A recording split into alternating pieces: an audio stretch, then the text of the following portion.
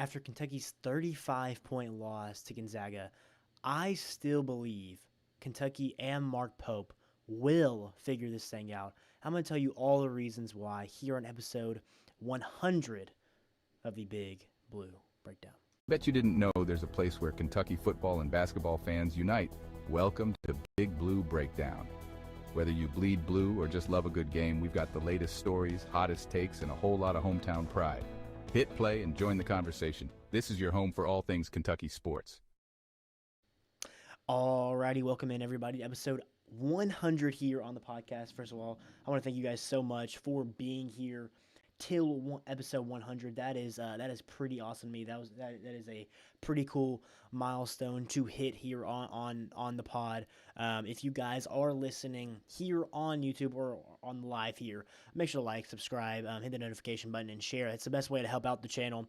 And then if you're on Spotify, make sure to do the same thing by following, liking, sharing. Best way to help out the pod. If you guys already haven't, go follow me on social media on TikTok, X, and Instagram. The ad is BigBlue_BDown. So very, very controversial takes here I'm going to have for this one. So basically, this episode here, I'm going to talk about all the negatives, okay? Simply to put it, I'm going to talk about all the negatives of Kentucky basketball right now, including the Gonzaga game, everything that went wrong in that one.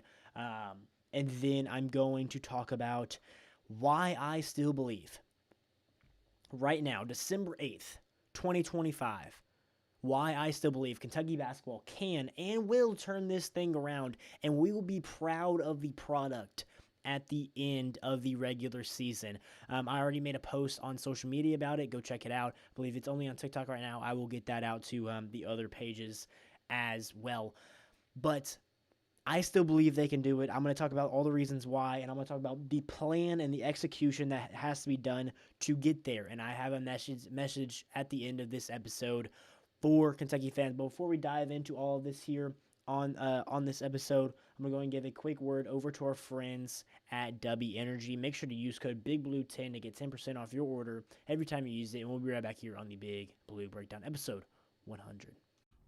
Hello, everybody. We wanted to take a break in this episode to tell you about our friends over at W Energy. W is a clean energy drink that is made to give you focus with no crash, jitters, or angst like any other energy drink. Some facts about W. Number one, it's zero sugar, artificial colors, or dyes, or hidden ingredients. It is also gluten-free. Number two, all flavors are unique and custom made by W. You'll never taste anything like a W drink. Number three, the drinks are $1 or less, guys. That is cheaper than Starbucks or any canned drink. Lastly, it is made in the U.S. It is close to home. Guys, if you guys are looking forward to going to a Kentucky football game or Kentucky basketball game and you need some energy, get W. W is the perfect thing for you working out and you need some energy. You need W. You need W throughout the day. It is for you. Use promo code BIGBLUE10 to get 10% off every single order. Guys, it not only just helps you guys be able to have a clean energy drink that you can use all the time with the tubs that they give you.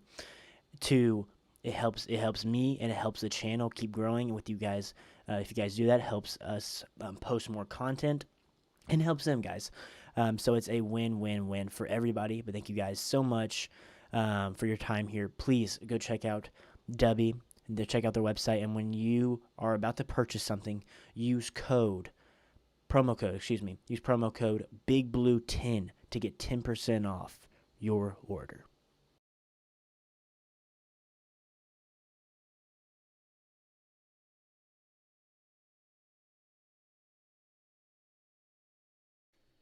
Alrighty, guys, welcome back in here to episode 100 on the Big Blue Breakdown. I'm super excited to do this episode here, and well, not the first part necessarily, but I'm excited to kind of send out my message and send out my thoughts about this team, especially moving forward, and what I believe that at the end of the season, what we will see about this team.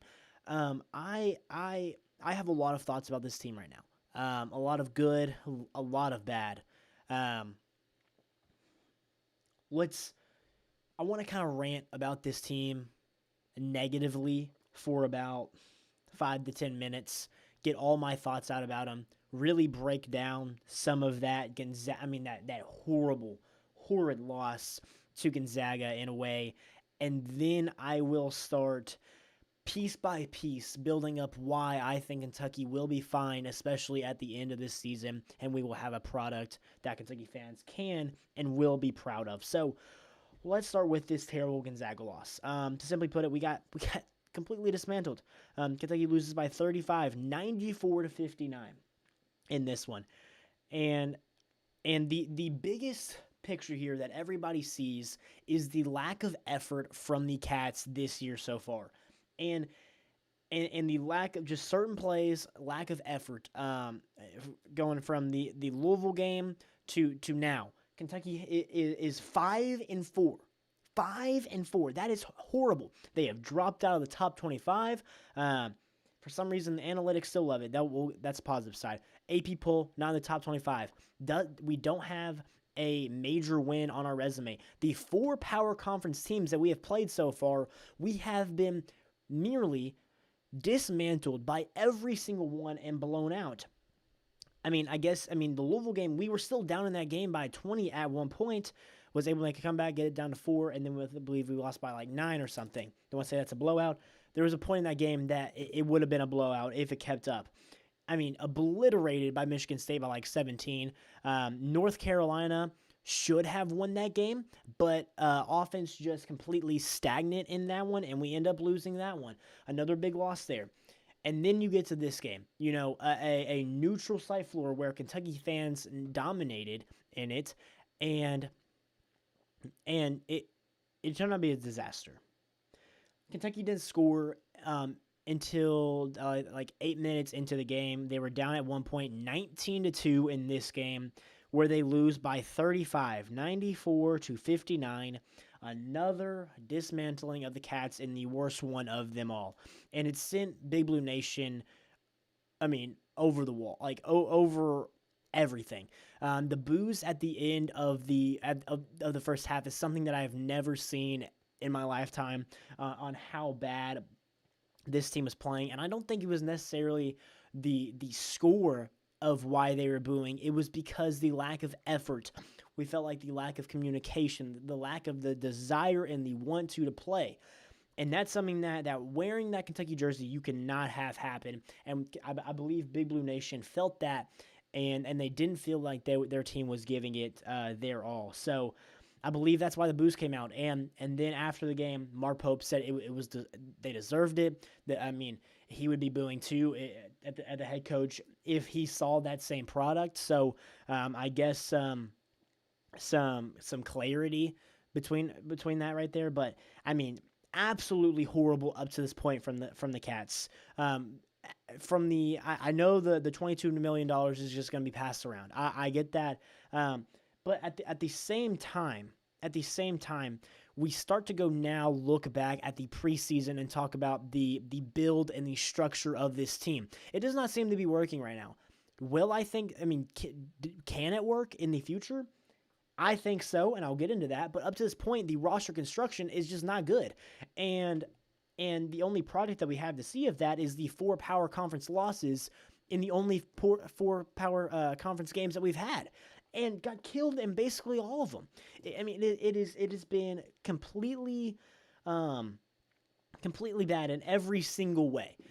The body language, the effort, the execution on plays, the lack of just a want to, the struggles it seems from the coaching staff to get these guys doing certain things, and the certain the not making the necessary adjustments is really, really infuriating up into this point for sure. And now you lose by 35, and it doesn't make anything better. But let's just go ahead and quickly dive into this in this game here. So we got a team stats here. What were the biggest things in this game? Well, obviously Kentucky was poor on the offense side, to say the very least, where they shot 26.7%. 26% from the field in this game. They did make 7 threes, but on 20% shooting. 20% from beyond the arc. Okay? 20%. They were solid at the foul line. They got blown out in rebounds. We only had 27 total rebounds in this game compared to Gonzaga's 40. 40. Only had 12 assists this game. I mean, it was awful. We had 11 turnovers, 18 points in the paint compared to 46. I mean, it was the most inefficient game you could have ever watched, the most sloppy game you could have ever watched. The turnovers in the very beginning of the game were we were just shooting ourselves in the foot. We could not knock down any open shots. And then after we couldn't knock down these open shots, we would still get these open looks, but what would happen is one guy would take it into his hands, and either it's selfish or they believe that they have to turn the game around themselves. They were taking bad shots when there's multiple guys open.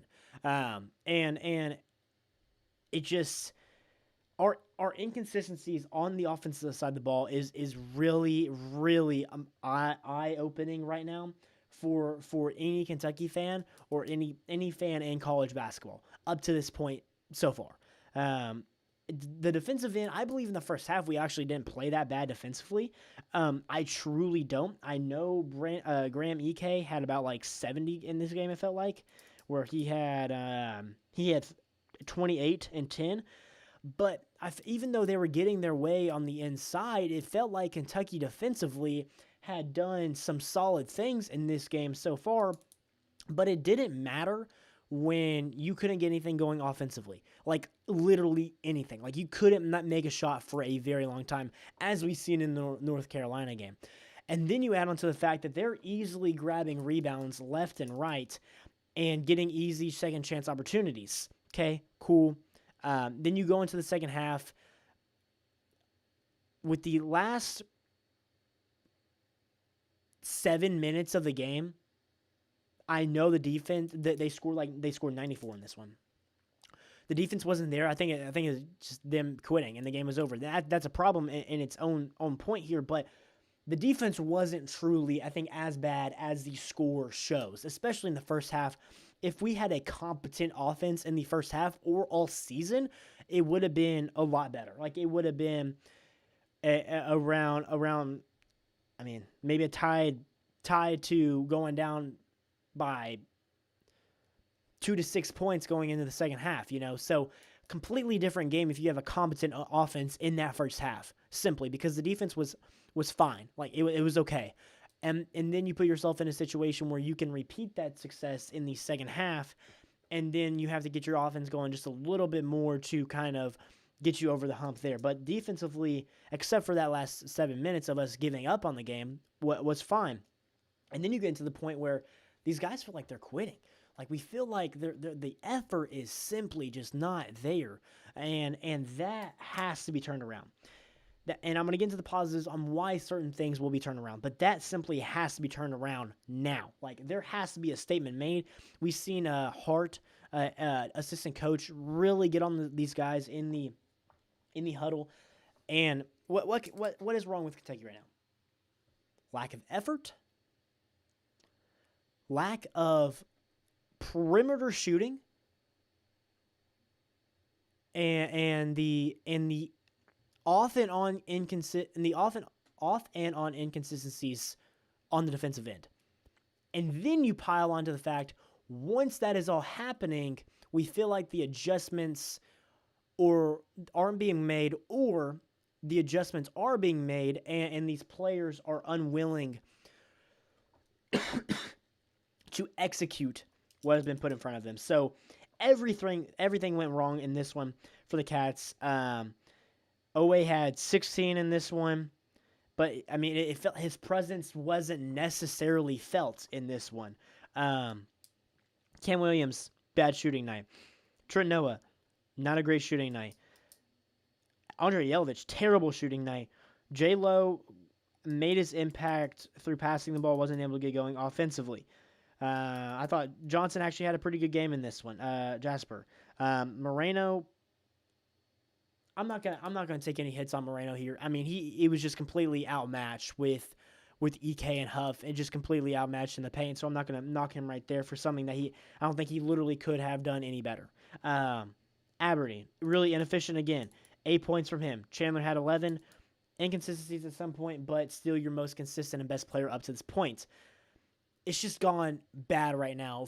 And the reason it's so much worse for Kentucky fans than just us being 5-4 and losing the games that matter. It's the hype going into the year. With this $22 million roster going into the year, you're expecting a Final Four or a national championship contending team, and this is what you're getting out. And it's infuriating. And Kentucky fans know they are not 35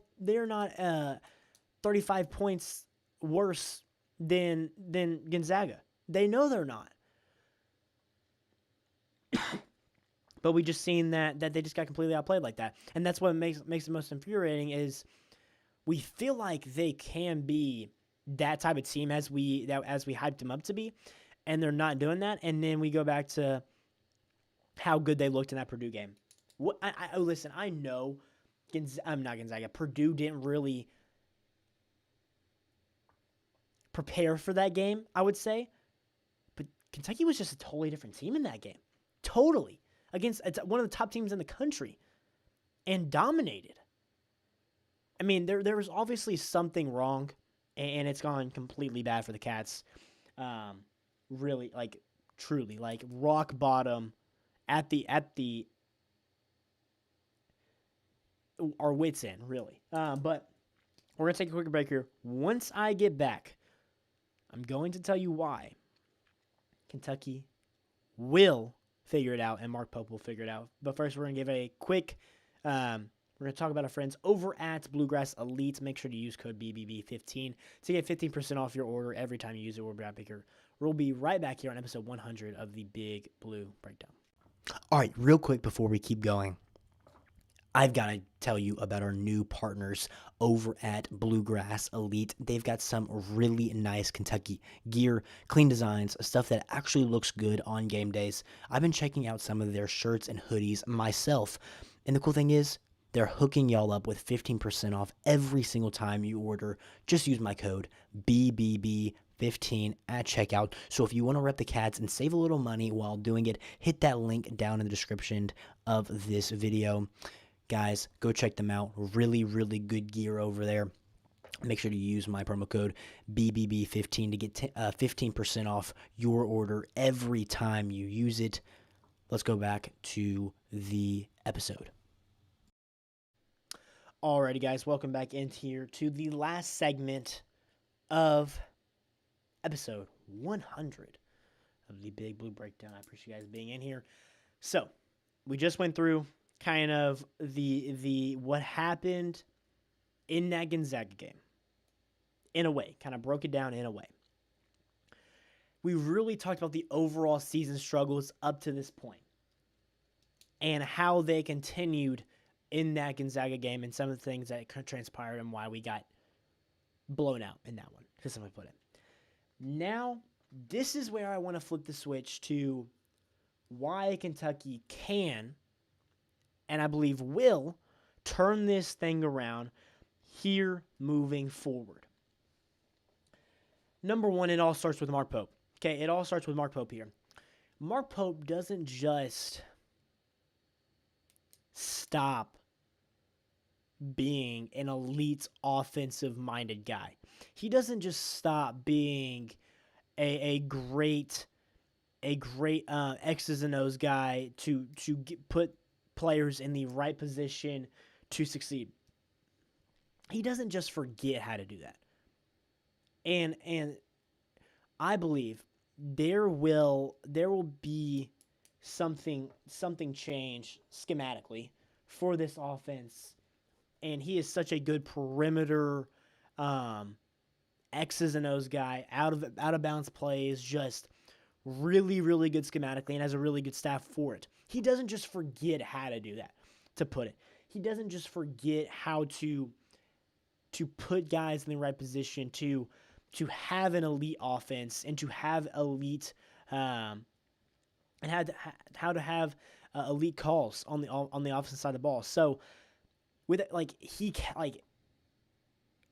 gonna have some really really good game plans going into games. I'm not saying every game is gonna be perfect, but there's gonna be game plans that are just simply elite X's and O's that when done correctly is gonna show. He doesn't just forget how to be an elite perimeter offensive coach. Simply to put it. Number two, he gets Kentucky basketball. He gets repping the blue and the white and having Kentucky across your chest. And he openly says that. That's like a big reason that I have belief here in him. And that is a big reason why I believe he can really relay that message to the team in getting more effort out of them, in giving their full effort, giving everything that they've got every single play. I truly believe that, and I think he will relay that message quite nice. I do, and I think that the energy and the effort will not be a problem moving forward, especially after the boos in this game. I think the message will be sent, not just from him, but the coaching staff in okay, we simply just have to play harder. And I think messages will be sent through practices, through guys not playing maybe more as often. But I believe that he will get that message through them to them, in that you're either going to play harder, you're either going to play hard and play for Kentucky across your chest, or you're not going to play at all. That's probably number one. Like, he is going to send that message, and he's going to get that message across with the effort and the want to, because of what is across your chest. Then he doesn't just forget how to be an elite offensive coach. Okay, number three, Kentucky has the personnel. Kentucky genuinely has the personnel. The roster construction, I know, is under major scrutiny right now. Looking back at the offseason, this roster still has like elite features to it. You got guys that can drive downhill. You got guys that have the ability to shoot. Okay, and that is something that has just really not to come to fruition so far. I think Kentucky will be fine. Again, mostly because of those two things. Big news here, though. Here's the biggest one. Jaden Quaintance is set to return. And per Jack Pilgrim and KSR, I just watched their podcast not too long ago. JQ, let me say this. JQ is back to 5-on-5 full contact and was playing in the scrimmage today. And there is some pictures of him just blocking people's shots. There's one of like him blocking Cam Williams. Jack also said his knee is like 100%. Like his knee is 1,000% ready to go. If it was just up to his knee right now, he would be playing. But it's not that. It's the conditioning and knocking off the rust is the problem. Like, you got to get this guy conditioned, basketball ready, because it's been so long. But his knee is perfectly fine. We are past getting his knee ready for game action. We are past that. Now it's about conditioning him and knocking that rust off. Okay? Now let me say this about him. I feel like the perfect way to describe him is almost like Amari Williams last year, with the abilities that he has.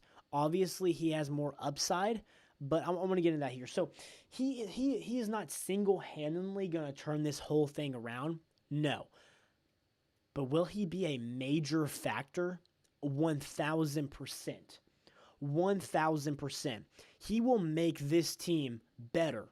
I don't know if he'll lead us to winning all those games before, but I guarantee you he will lead us offensively and defensively to a better position, just simply because he's that good, and definitely will help Ryan Crum. Yeah, I completely agree, and the reason is So number one, he is just a athletic freak. Okay, defensively, he is one of the best players in the country at protecting the rim.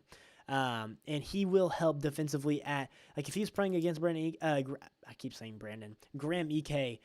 I guarantee you he doesn't have that type of night against Jaden Quaintance.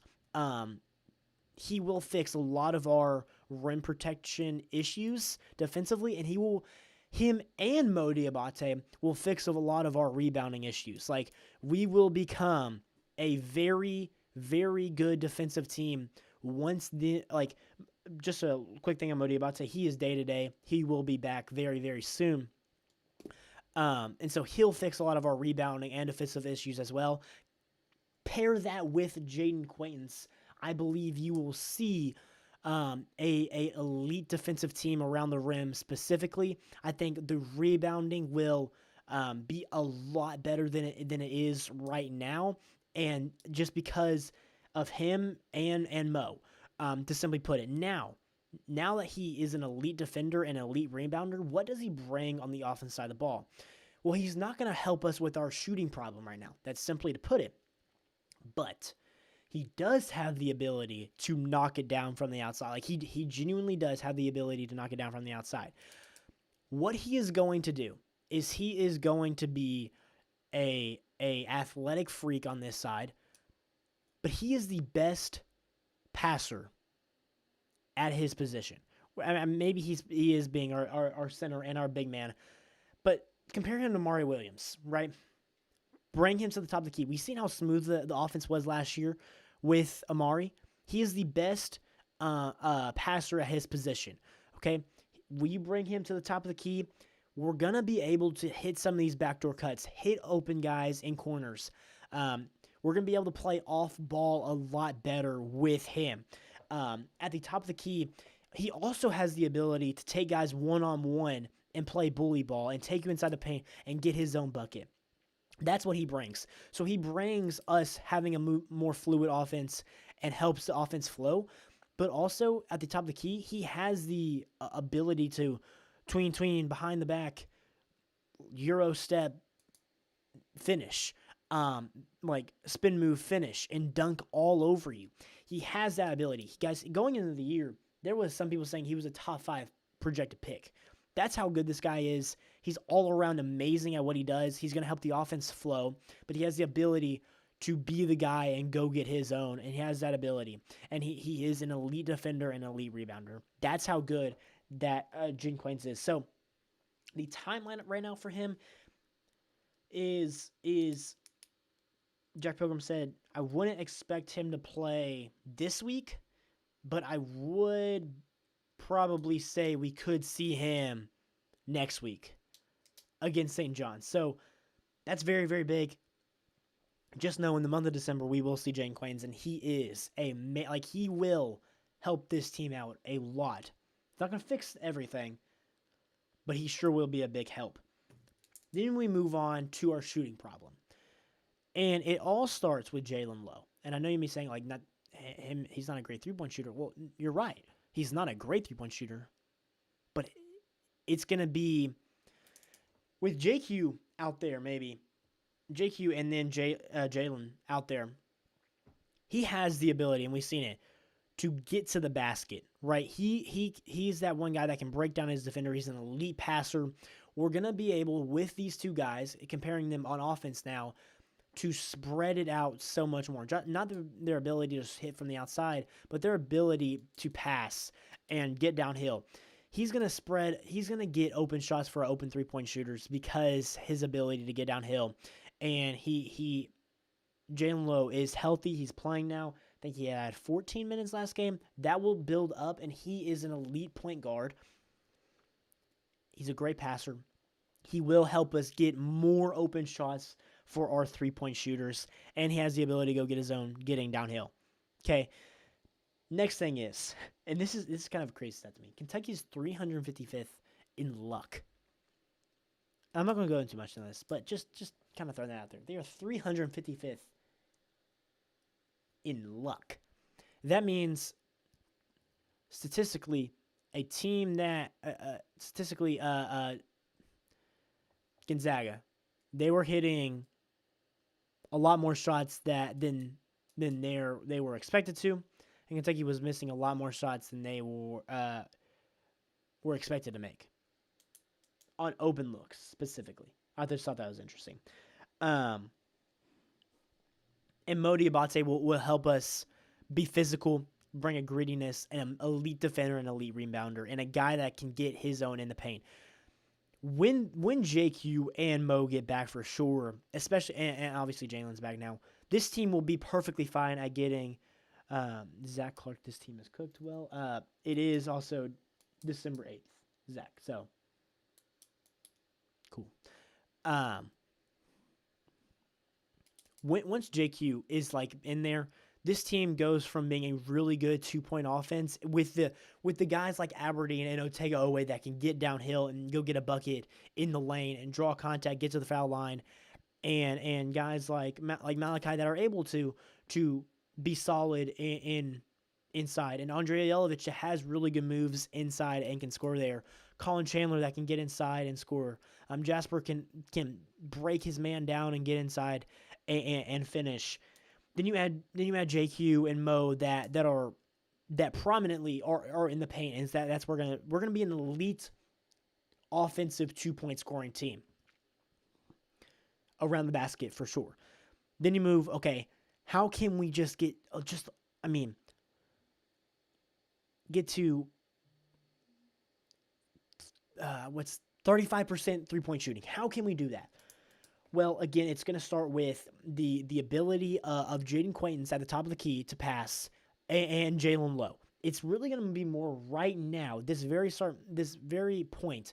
It's going to be more on Jalen Lowe to do that until JQ gets fully conditioned. And simply, we have the 3-point shooters. Like, these guys have the ability to knock down 3-point shots, to put it. They have that ability, and I believe that they can do that. Who are these guys? Number 1, Colin Chandler. Number 2, Jasper Johnson. 3, Trent Noah. 4, Cam Williams. Cam Williams hasn't been able to make his own shots, and he's a good 3-point shooter, and we've seen him be a good 3-point shooter. Same thing with Colin. Not as bad, but not terribly efficient either. Trent Noah, 1 of 4, should be our best 3-point shooter, like spot up 3-point shooter. Jasper has the ability to knock it down, hasn't been able to. Otega Owe can spot up and make one. Same thing with Aberdeen. We just got to make some of them. And I believe getting more minutes with Jalen will spread guys out and we'll get open more looks. We just have to be able to knock them down. And we have the ability, we have the guys to do that. And it will happen. Let's say that does happen. You pair that along with us being an elite 2-point scoring team. That becomes a very, very hard team to guard. Because they have the ability to at points beat you from deep. Not necessarily all the time, but at points can beat you from deep. And then they are consistently beating you inside. So if you're making us shoot 3-point shot and we have been 35% good, we're going to be pretty daggone good in that game. And then on the defensive end, it's kind of been up and down. I think JQ and Mo solve a lot of our problems once they're in. Mo especially solve a lot of our problems once they're in. Same thing with rebounding. So here is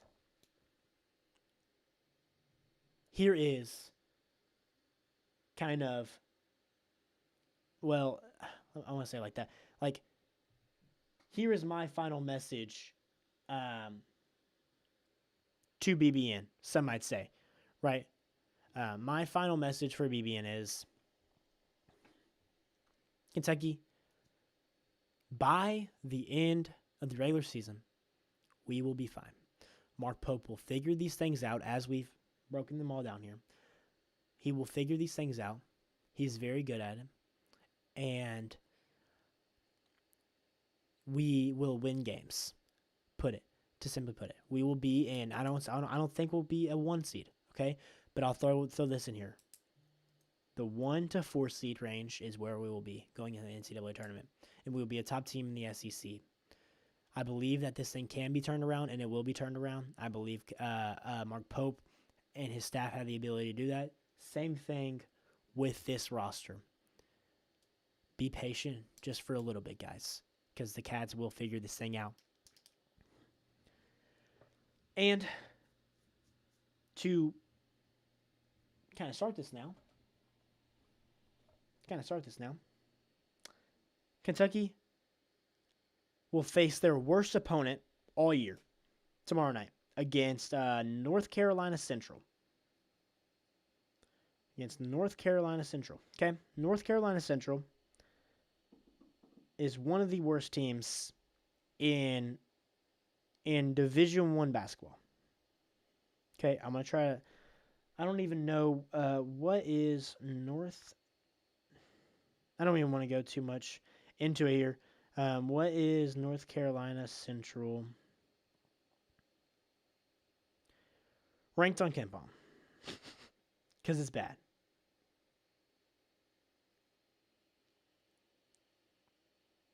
$350th out of 365. That's pretty bad. They're one of the worst offensive and defensive teams in the country.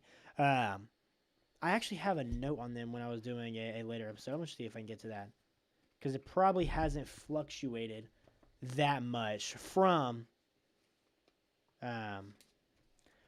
So I'll see if I can get to that. But so it all really starts tomorrow night. To simply put it, it all really starts tomorrow night.